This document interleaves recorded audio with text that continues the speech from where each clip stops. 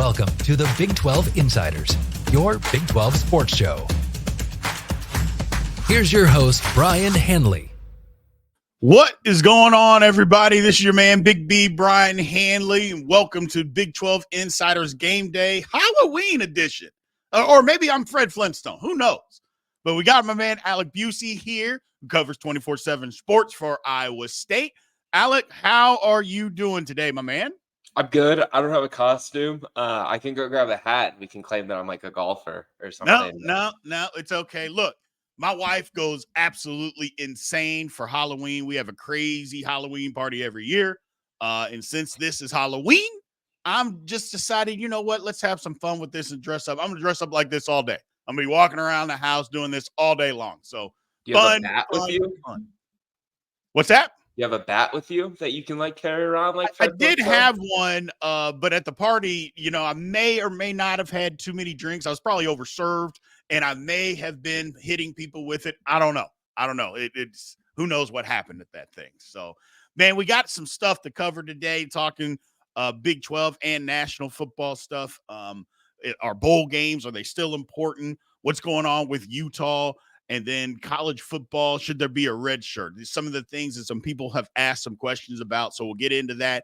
Again, as always, make sure you like, follow, subscribe. If you haven't already, if you appreciate what we're doing, we do appreciate all of that, and continue to leave those comments. So let's get into this. First things first, Alec. You know, as somebody who played in a couple of bowl games, now granted, it was 100 million years ago, bowl games meant something then. But things change, and everything changes, good, bad, whatever you want to think about it. College football has absolutely changed a ton. So with there being a national championship, there was the Bowl Alliance and the BCS, you know, everything focused on getting an actual national championship.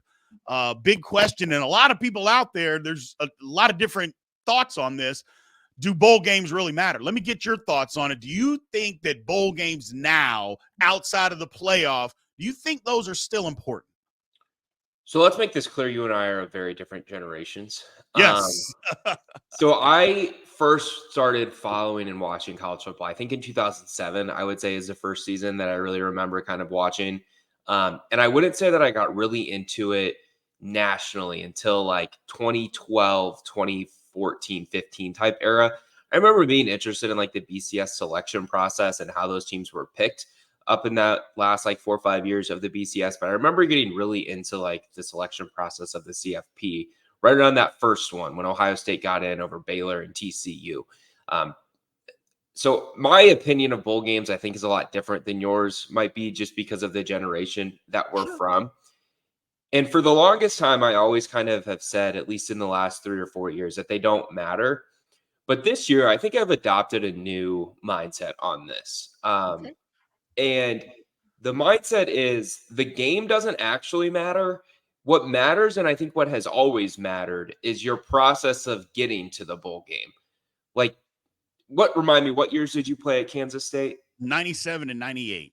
Okay, so you were there for 2 really, really good years, and you got to Right. play in what was a BCS bowl game, right? Fiesta Bowl and Alamo Bowl.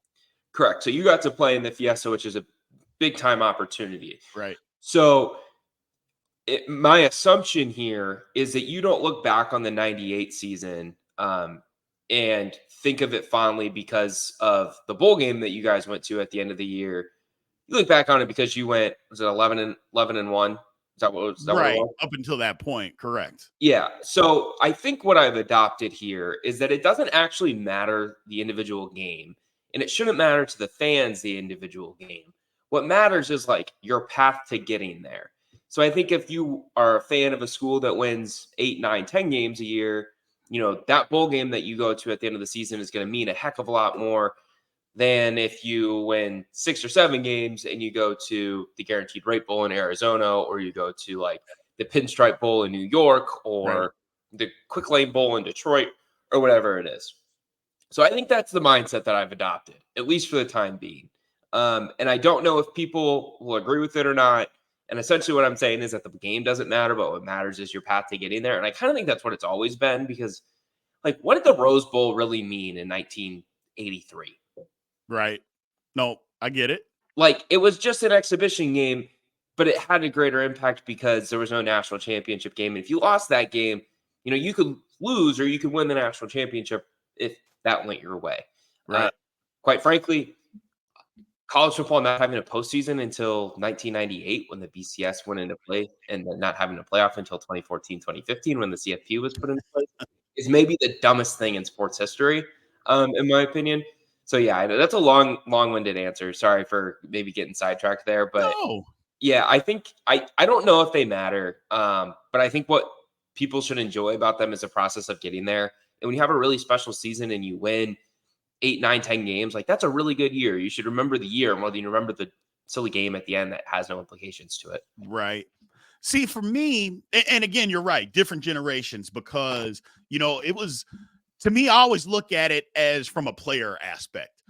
Playing in a bowl game meant something. It was a big deal, especially growing up in college football or watching college football. Is like, man, to be able to play in a bowl game, that was a big, big deal. But I also mentioned at the very beginning of this, things change, man.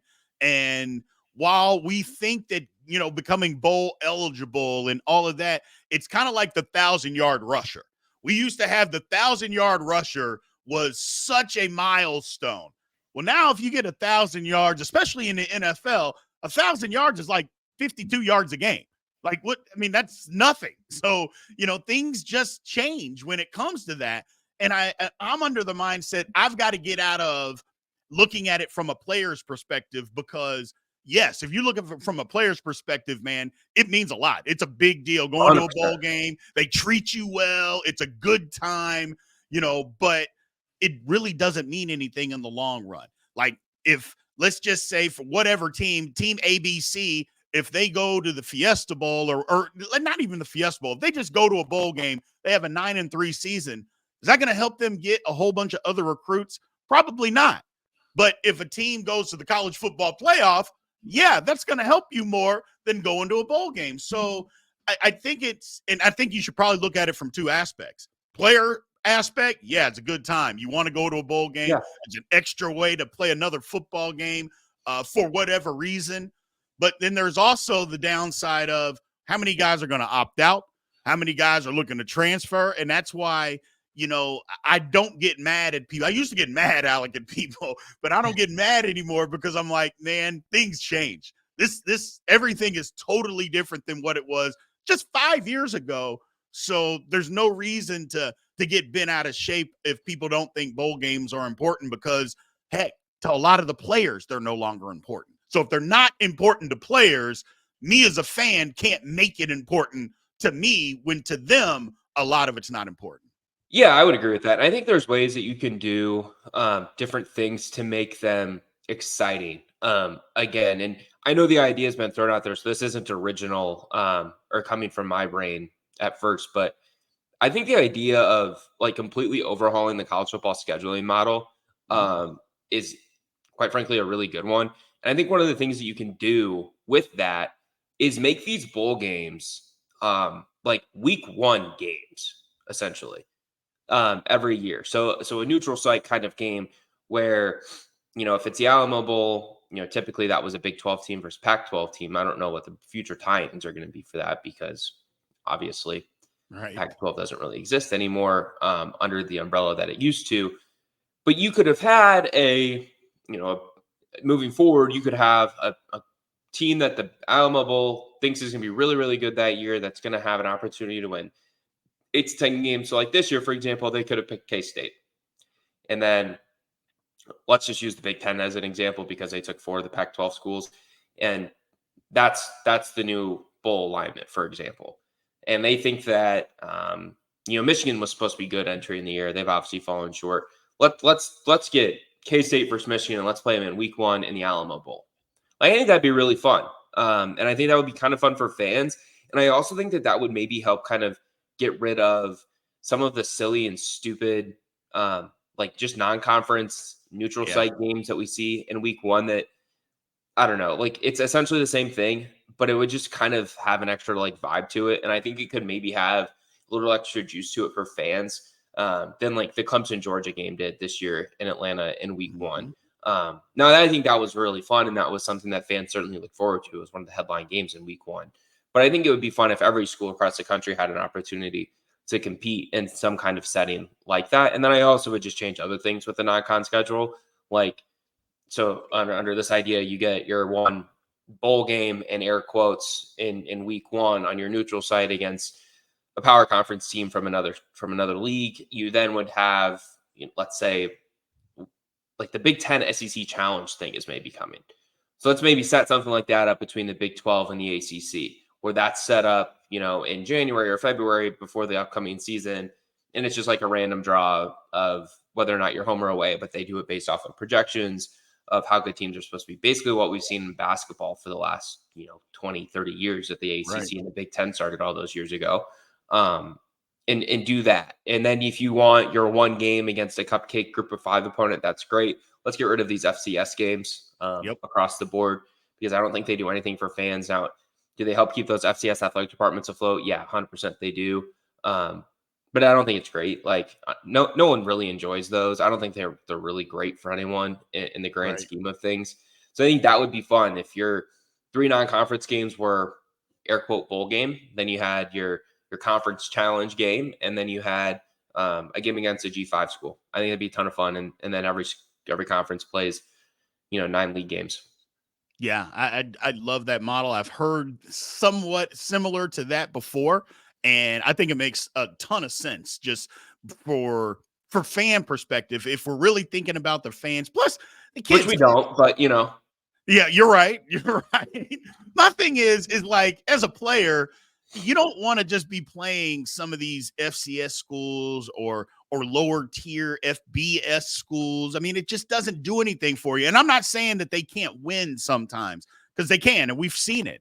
But just make it as competitive as possible. There's only 12 of these games out there, so why not play some top tier teams? Now, the one thing about that, though, Alec, is they do have the opportunity to do that. It's not like these schools don't have the opportunity to play against other Power 5 school or Power 4 schools and all of that. They do. They just choose not to do well, that. now you're going to get me on my big soapbox. Well, get on there. I want to hear it, because that's the thing. They have the opportunity, but they choose not to do that. So there's that. This is like my big soapbox thing that you've got me on. Okay. Realignment has happened because of the casual fan, right? Like absolutely. Like Fox, ESPN, they're trying to attract the casual fan who's really excited by seeing the Texas-Alabama game that happened in the non-conference the last 2 years, or this year, the USC-Michigan game that happened as a Big Ten game. That's what realignment is for. What's unfortunate is nothing really stopped those schools from scheduling each other for however long in the non-conference. They just stopped doing it. Correct. So what really would have been great is if those schools would have just nutted up and done it for however many years, played those, and the revenue was just distributed in a way that made it an incentive to do that for all of those years. You wouldn't have had a reason to have USC join the Big Ten and Texas to join the SEC, and all the big brands move into the conferences that they've moved into, because you're getting those games now as league games, and you're getting them more frequently as league games because they're in the same conference. But nothing was stopping Texas from playing Georgia for all those years. And Texas really isn't the best example, because I feel like they've mostly scheduled well out of conference for the last decade. Like, they've played Bama, They played Notre Dame. I know they played LSU, but nothing was stopping. Michigan's not a horrible example of this, because Michigan didn't play anyone for the last 3 years before they went into the CFP each of those years. Ohio State's another bad example. Alabama played a lot of really big brand schools in the first week of the season under Saban.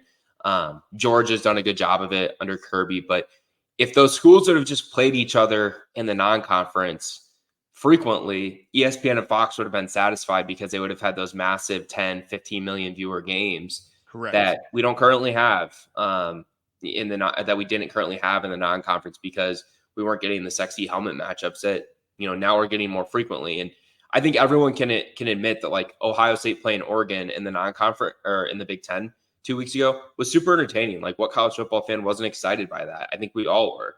But at the same time, like, Ohio State played Oregon 2-3 years ago in a league game. Like, Yeah, they nothing did. stopping them from making that a frequent in a non-conference game. Excuse me, that was 2021 that they played in Columbus and Oregon won. So that's my whole thing, is that like nothing stopped these games from happening for so long. So it's a shame that like realignment had to happen for them to happen frequently, when if people would have just done it for Right. 10, 15 years, we wouldn't be in this situation to begin with. And we would have had all the fun games that we're getting now. Wholeheartedly agree. I've been saying pretty much that kind of same thing forever. It's like nobody stopped you from scheduling these games. What it got down to was schools that had really big stadiums didn't want to go to other schools that maybe didn't have quite as big, because then they're saying, well, the revenue share wasn't the same, and this and that. I know that teams like Kansas State and Kansas and other schools ran into that. And I'm like, so you're not going to play me because my stadium doesn't hold 100,000 people? Like, it just didn't make sense. It is what it is, but I get that part of it. But yeah, nothing held them back from scheduling those games. And now we got realignment and it's a mess. But I mean, I think the one thing that did hold them back was the old postseason format with the BCS. Like, if you lost one game, you might be out. You know, you were afforded just one loss at most in the 4-team model. And again, this all just goes back to like college football just not having a good postseason set up for its first, roughly 150 years of existence. correct. Like, and because it didn't have that, you didn't have, the ability to schedule super exciting games all the time. Well, and it was the old heads that always held on to, and now I guess I'm one of those old heads, but I never held on to this, is that, well, college football was unique. And that was what they always said, is that it was unique, and their regular season was different than everybody else's because it always meant everything. But on the flip side of that, you never got a real champion, which everybody craved. So stupid. And it just didn't make sense. It never made sense, but it is what it is. Well, and I think it's a situation too, right, where, it was done that we never had a champion, but the sport used to be hyper regionalized until the Correct. postseason, when you would have the conference representatives playing each other in the bowl game. Well, now the sport has turned into a more national following over the last, 25, 30 years. I would say really since the beginning of the 1990s, the mid 1990s is when the sport really kind of started to become more of a national thing. I don't know if there's one like specific genesis of that. I think the common example that people often identify is like Oklahoma and Georgia suing for their TV rights Right. and winning that. And I think that's kind of like what sparked at least in my opinion, like the movement of the sport from hyper regionalized to national, because that is kind of like the first major realignment thing. Like, it was always happening before that, but then it was the Big Ten got Penn State, then it was the Southwest Conference and the Big Eight merge, and the SEC adds Arkansas at that point, and then they add South Carolina, and all these leagues start to kind of pile together their different resources, and then it turns into the more modern idea that we saw in the early 2010s, and obviously most recently. Right. No, all makes sense. It's jumbled up. It's complicated, but money drives it all. But at the end of the day, I still like seeing really good football. So hopefully, Yeah. even though they did what we, didn't necessarily want them to do with all this realignment stuff, I think it is actually still giving us really, really good football. So moving on, man, Utah has taken a nosedive, Alec. I have no idea. Well, I guess I kind of know what's going on there, but it's got to be more than that. And we're going to dig into that a little bit, because I get Cam Rising, a good quarterback, in a ton to your program, and he's out. But Cam Rising didn't play last year either, and Utah was not near this bad. There's been some rumblings going around that there's locker room issues, that people aren't happy in there, stuff going on. But so my question to you, Alec, what is going on with Utah?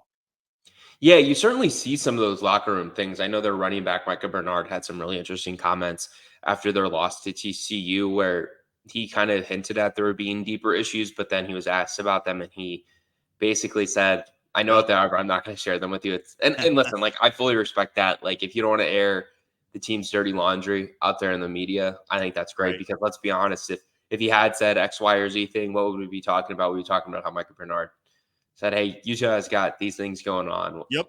You know what I mean? So now we're just left here to speculate. Obviously, you mentioned Cam Rising, not being available for them the last few weeks after their loss to Arizona State. I think one thing, in my opinion, that has really kind of contributed to their fall off here in the last couple of weeks, their offensive line hasn't played as well. And I think that when people think of Utah football and the successful teams that they had in the last 5-6 years of the Pac-12, one thing that they did really well was they ran the ball extremely well. In the last 2 games, they haven't rushed for more than 90 yards total. And I know Michael Bernard isn't, he's not Barry Sanders back there. He's certainly not the country's best back, but I think he's capable. Their offensive line just doesn't seem to be having the same kind of success that it had. And I don't think that that's like a league thing, in my opinion. Like, I don't think that's a conference physicality thing. Because if you look at it, like 2 of Utah's 4 Big 12 losses are to teams who used to play in the Pac-12. Like, how much different is Arizona State's front 5 than it was a year ago? How much different is Arizona's? Not that much different. Like, they still have a lot of those Pac-12 identities to them in Houston, right? Like, Houston is still rebuilding itself up to a Big 12 level after being in the American, and this is just their second year in the league. So I don't even think it's a conference like affiliation physicality thing. Like, it's not like we dropped them in the SEC or anything like that. So I think it just comes down to their offensive line just isn't playing as well as it has in the past, and they're not running the ball. And when they were at their best in 2021 and 2022, when they won those back-to-back Pac-12 titles, I believe it was those 2 years, they ran the ball really well, and Cam Rising had help on the ground, and they've always played tough defense, and their defense hasn't been an issue because they've only allowed, 21 combined points, I believe, or 30 combined points in the last 2 weeks. Like, that's pretty good. ASU scored 27 on them, and that's not great, but it's good enough to win most weekends if you've got a competitive offense. And right now they just don't. Obviously, they fired their offensive coordinator, and they didn't get the results they wanted. When it was, is it Ludwig? Is that who they let go? Yeah. When he was let go prior to the Houston game. So I think there's a lot of dysfunction there. And, I feel like, at least from my perspective, Kyle Whittingham kind of wanted to go out on a high. And I'm not saying that this is his last year with Utah, but obviously, you have the defensive coach in waiting to be the next head coach there. And it'll be interesting to see how they kind of pivot forward after a bye week before going into the Holy War. Yeah, and I've said this on a couple of podcasts earlier on Big 12 Insiders. It doesn't seem like the team is playing with Kyle Whittingham's personality, the tough, gritty, and you mentioning offensive line play. Yeah, that's what I mean by that. It just doesn't seem that they have that going on right now. Now, don't get me wrong. Quarterback play is huge. If you don't have a quarterback, it's hard to do a whole lot. But they were able to score, or they were able to run it on some teams. Now you go back and you look at, me and you could line up and run the football against Oklahoma State. I mean, their defense is just a disaster. Hey, you block for me, I'll run behind you. There you go. I mean, just pretty simple, man. And it's just bring your Flintstone bat, and we'll knock away all the knock some people around. I get it. We'll hire Bam Bam, and we'll be off and running. There we go. but it's just I don't know. And the thing about it is like, I like Utah fans. Like, all the stuff that Utah fans were saying before the beginning of the season, like, people were mad at that. I'm like, man, that's what makes this fun. I would want them to think they can come in and just destroy the conference. But something is going on there. Look, you pointed to the offensive line. That's fine. And we don't have to do a deep dive into the psyche of what's going on in, Utah. But maybe, just maybe, Alec, Utah just wasn't as good this year as what they were supposed to be. We've seen that league-wide. Oklahoma State, not as good. Kansas, not as good. UCF, not as good. Not that everybody thought that they were going to be great, but they're not as good. They were pretty trendy, though. What's that? UCF was pretty trendy in the preseason. They were. That's what, they were. People were all over them. Like but here's the thing. It's just, maybe they just weren't as good as what people thought. Maybe we all got it wrong, and it happens. Maybe this is just one of those one-off years where things just aren't happening, but they got to be able to get it back. It's a really good program, but I think that's what it is, Alec. I really do. I don't think there's some hidden thing. There might be some locker room issues. Matter of fact, I'm pretty positive that there is, but I just think they just weren't as good, and this is what you get when you're not as good.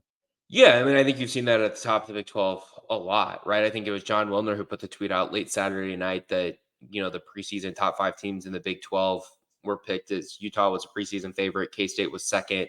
I believe Oklahoma State was third, Arizona was fourth, I believe, or fifth. I'm forgetting who was fourth and fifth. It was Kansas, I think, was Kansas was fourth. fourth, and Yeah. Arizona was fifth, I believe. And those teams are at the very bottom of the league standings, only ahead of obviously Oklahoma State, who is winless in the conference, which is crazy. KU is 1-4. We mentioned UCF underachieving; they're 1-4. Utah's 1-4. Arizona's 1-4.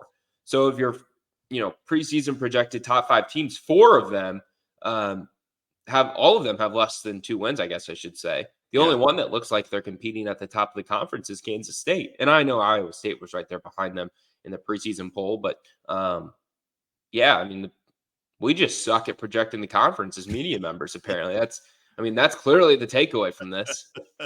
Yeah, I mean, and here's the thing. Everybody was wrong about it. It's like, it Yeah. wasn't, okay, one guy said this and Hey. maybe there was 4.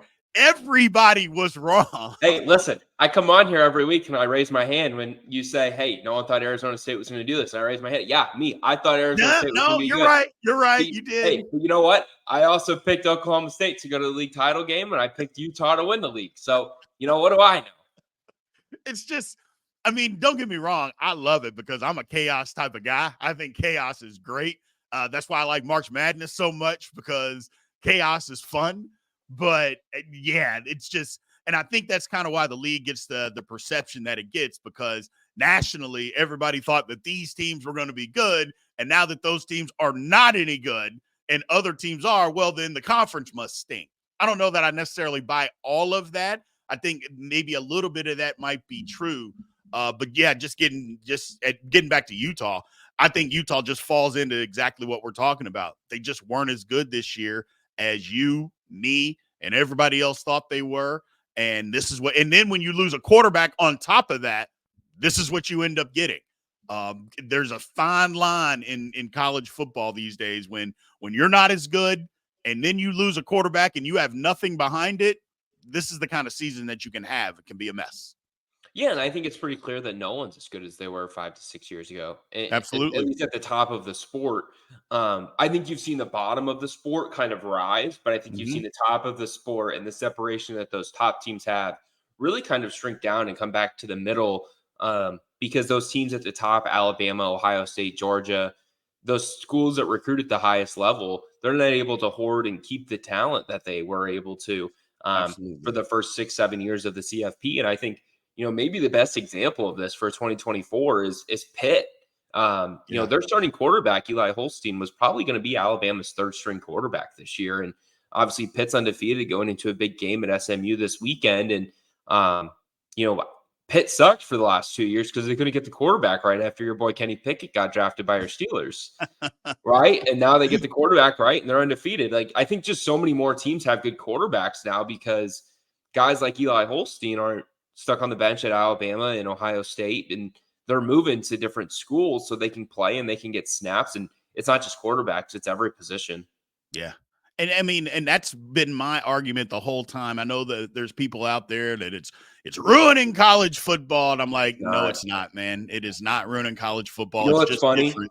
All people talked about for however long was how much they wanted parity, right, in college football. Well, now we've got it. And now what are people complaining about? The two things that brought the parity. So Absolutely. It's just how it goes. You can't please anyone in this Can't world please anymore. anyone. You're exactly right, Alec. People, they complained and said it was always the same people that were always in the national title. Well, now that you're starting to get more teams to be good, well, it's ruining the sport. I'm like, no, it's not ruining the sport. I always think it's funny, too, when people use Michigan as the example. Well, Michigan was always competing for national titles. The hell they were. When? When was The hell that? they were. They weren't competing for national titles before, 2020. They were good in the first several years of Harbaugh before the pandemic season when they went 2-4. They were winning 9-10 games a year, but they weren't going to the CFP. Washington wasn't doing that. Like, no, so not yeah, at all. the sport has become more stratified in terms of, or less stratified, I guess I should say, and in the separation of the top teams to the rest of the country. Yeah, I love where the sport is, actually. I don't like the realignment stuff. I just like where there's more teams that have an opportunity, which kind of brings me to the next topic that we're going to cover here is talking about the red shirts. Um, Look, I'm all for guys, and maybe I'm an old school guy when it comes to this, Alec. I'm all for guys having an opportunity. And again, we're just talking about college football here. We're not talking about all sports in general, but 5 years to play, okay. I think I'm for that, but or even 4 to play 5. And I know that, well, that's what you did when you played. I get that part. But at some point, we've got to put a limit on how long we're going to allow people to play college football or college athletics in general. You can't be out there 26 years old, 25 years old playing somebody with 6, 7, 8 years. I know you're thinking 8 years. Yes, there's somebody playing that's been out there 8 years in Cam college. McCormick at Miami is in his 9th season. Yes, I mean it's ridiculous. So I heard what Mike Gundy said the other day, and I actually agree with him. Just give 5 years, and whatever happens, happens. Look, injuries are a part of sports. We hate them; they stink. But you can't just allow somebody because they get hurt to play 6 or 7 years in college athletics. I'm sorry. I mean, life isn't fair, and I always say this. Sometimes your body will tell you, hey, you're not supposed to be playing football. So And that if would you Jack Tuttle would say. continuously get hurt and get hurt, maybe your body is saying to you, football isn't it. You need to do something else. So maybe that's my old way of thinking, but that's just my way of thinking, man.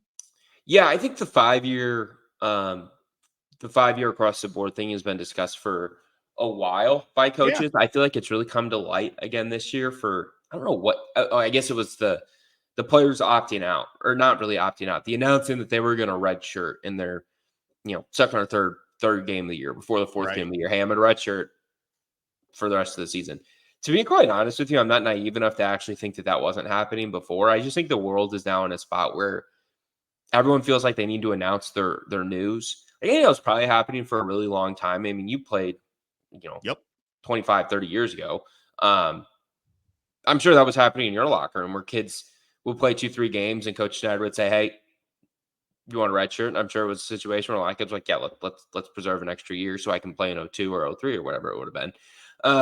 I just think people are announcing it now. What I don't like is when they're announcing it and it's, hey, I'm in a red shirt and then I'm going to go in the portal. I don't think that's great. I will say I'm a proponent of this 5-year thing. I mean, you essentially get 5 years now if you redshirt. I think that's a good setup. I would also say that, you mentioned you can't have guys getting 6, 7, 8 years of eligibility. I think for the most part, that's going to start going away after this season because you're no longer going to have players with the COVID year of eligibility, which gave everyone basically 5 years to play 6, if you really think about it, with a redshirt year factored in there. And you're going to still have guys with the injury redshirt situation. I think that should remain a thing. I think that's just an unfortunate circumstance of the sport. Like if you play 2 games in what would be your 4th year and you unfortunately tear your ACL or suffer some season-ending injury, and you want to be able to apply for another year. I have no issue with that. I think that's perfectly fine. I don't think anyone feels like that should be taken away from players. I'm for this 5-year eligibility thing. I think it makes everything just cleaner in a time when nothing in the sport is clean or easy to understand. I mean, imagine trying to go to a sports bar, and I think it's actually a really good example. So you and I might be going to Ireland next year, right? If you're going to Ireland for the K-State Iowa State game, imagine we're in a pub and we run into some guy who's sees us and can tell that we're covering the games. He's like, hey, I'm interested in covering college football. Can you explain it to me? Good luck. Like, where do you want me to begin? Right. I don't know where to begin. So I think if you can clean up some things, I think that's good. And I think the 5-year blanket eligibility for everyone, excluding the unique circumstances of season-ending injuries, is perfectly fine. Yeah, I like I said, I'm a proponent of the 5 years. I'm just not a proponent of guys the 6, 7 years. Give 5 years, whatever happens, it happens. And that's just the way it works. And it used to be that way. You had 4 to play 5, and that was it. Well, now just give everybody 5 and just move on from there. But I am with you on this too, Alec, is that everybody has to report their news. and, well, I'm going to redshirt. Anybody that's telling you they're redshirting after 3 or 4 games now, you automatically know they're going into the transfer portal. You know that because that's the only reason that they're doing it. And for me, I don't think you should be allowed to do that. If you're in the season and you're going to play, that's a year of your eligibility. Now, if you want to go and transfer after that, okay, go. You can do that. If you But do they got to change the rule first. Well, if you do the 5 years of eligibility, you remove the ability of players to do that. There's no incentive to do I'm going to redshirt and give myself an extra season. There's no incentive when your clock is you're getting 5 years no matter what.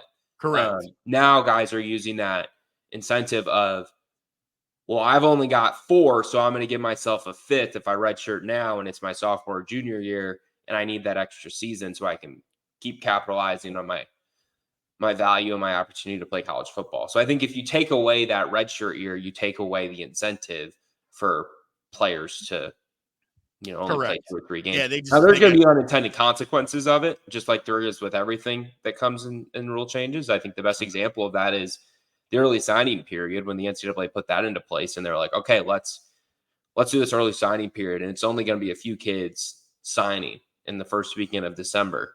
Mm-mm. And it turned into everyone is signing in December. Right. It's like, okay, great. Okay, fine. Well, now that aligns too much with conference championship weekend. That aligns too much with the CFP starting in the beginning of the postseason. Of course, the transfer portal is at that same time, and it just makes the calendar way too hectic. So now I can push it up to, there's going to be the one in, is it August? I think it is. What's going to be the side effect of that? The recruiting calendar is just going to start earlier. Like the June official visit thing might shift to April official visits, or a June or whatever it is, or January, excuse me. And that's just one of the unintended consequences. And at some point, the coaches need to say, hey, no, like, we're doing our official visits in June still. If you're committed and you want to sign in August, you can sign in August. But we are not doing our official visits, a mass number of our official visits in April and May. We're doing them in June. Right. And the NCAA can step in on this and say official visits are only in June. And that's they want to. They can't. But they won't. The NCAA is not going to do much these days. But that's one area that I would imagine that they have influence over. They still have influence over. They have influence over recruiting restrictions in terms of like contact and dead periods and all that. Sure. They can't restrict earning potential stuff. I mean, you would think they would get involved, but who knows? I mean, I've seen them do less when they should do more, but it's a weird time for the NCAA right now. So I get it, man. Well, let's get into some of these games. It's not, look, we talked about it, off air. It's not a great slate of games in the Big 12 this weekend, but there are still some intriguing ones. So we're going to start with the upset alert. Now, Cody's not here for you guys to double team and pick the same games. So who do you have that should be on upset alert this week, Alec? Yeah, I mean, I don't like any of these. I guess if I was going to go one place, I'd probably go TCU +3 at Baylor. Right. I feel like Josh Hoover is a pretty prolific quarterback. He's put up some big numbers. Some of them are empty stats. Sawyer Robertson's done a lot of the same for Baylor this year, but Baylor's really kind of come around in the last couple of weeks. I just don't see Houston beating K-State. I don't see Texas Tech beating Iowa State and Ames. I guess you could maybe go Arizona State at Oklahoma State because Oklahoma State's looked better the last couple of weeks, but I don't know. They just might be dead. Like they might just be dead. And I think Arizona State's still playing for a good amount. And Arizona UCF, I mean, that's just, am I allowed to curse? Sure. That's a shit show game. Yeah. Like, you're a real sicko if you're watching that game. That game's disgusting. Yeah, Arizona, I'm just trying to figure out what happened to them. They have fallen completely off. UCF is, I mean, we think Houston's quarterback issues are bad. UCF might be worse, which is crazy. There's just no way that Brown, Colson give them a better chance to win than Jefferson. No. There's no way. No. And I get it. Jefferson hasn't played great. I 100% understand that. But you can't, I mean, just watching football and turning it on, there's no way anybody in that complex is, oh, those guys give us a better chance than Jefferson does. It's impossible to believe that, but whatever the case may be, I'm going to go with Oklahoma State over Arizona State at home. I still, just like you said, Oklahoma State playing better over the last couple of weeks. Although they still can't stop the run, and Scadaboo coming to town. I mean, he might have 350 rushing. But I just think that Oklahoma State, at some point, they got to put up a last stand. Maybe that was at BYU a couple weeks ago when they thought they had the game won, and then they ended up giving it away. Either way, I'm going to pick Oklahoma State as my upset of the week. And then as far as lock of the week. Oh, go ahead. I'm sorry. A couple weeks ago when we were on here, we talked briefly about the hot seat. I think Dave Aranda's done a good job of, I don't want to say saving his job. He's prolonged his opportunity to stay at Baylor for the time being. And if you look at the remaining schedule, I think he can actually maybe stay there for next year because I think that they've got an opportunity to win their last 4 games. They do, including this weekend.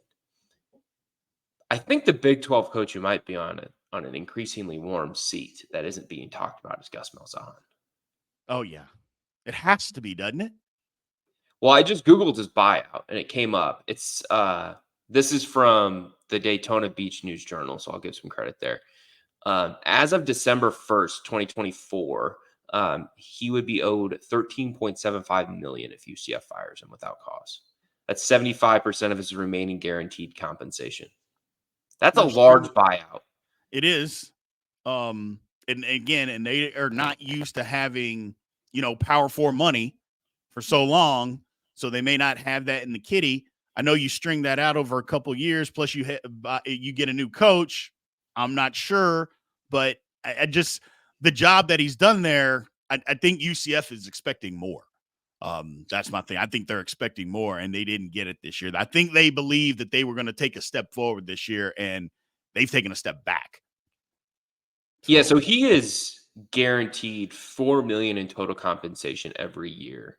I don't know how many years are left on his contract, but you can subtract $4 million of that, basically, I would assume, if they waited another year to do it. I'm not good at math.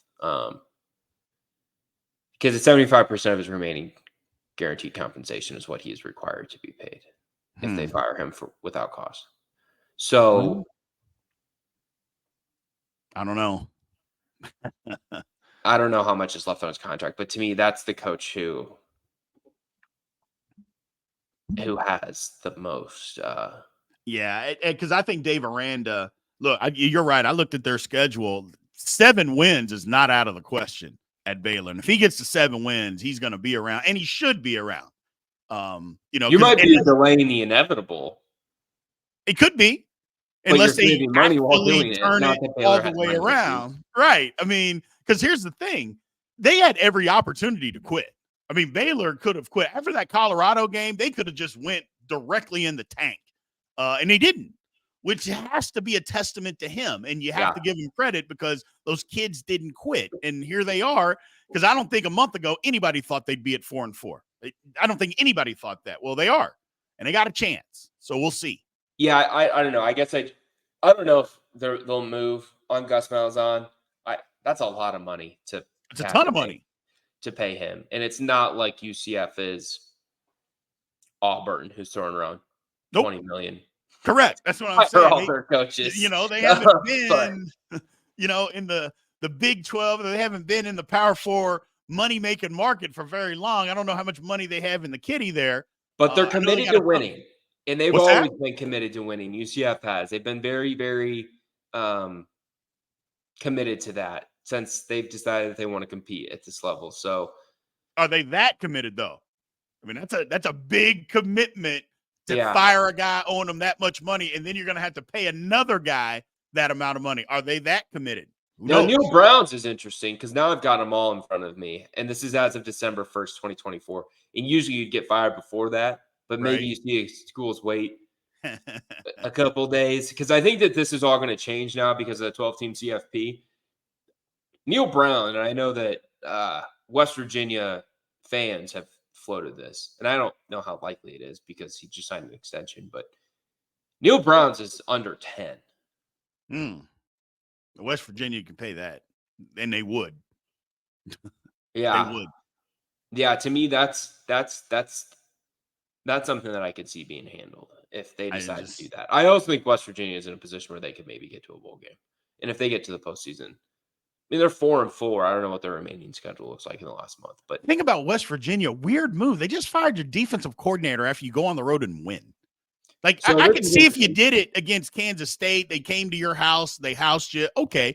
But you go on the road and you win a game. Hey, And Jimbo you got were fired after a win. – what's that? Jimbo got fired after a win. That was a different situation. That, I mean, they wanted to fire Jimbo before the season started. That's a different situation. But I'm just like, how do you lose your job after you go on the road? The defense pretty much handles them the whole game, and that's the guy that you get rid of. I don't know. Whatever. Yeah, so West Virginia's last 4 games are Cincinnati, Baylor, UCF, and Texas Tech. Tricky. So there's a bowl game out there for them if they win 2 of them. If they UCF's want to. last 4 games are Arizona at Arizona State, at West Virginia, in Utah.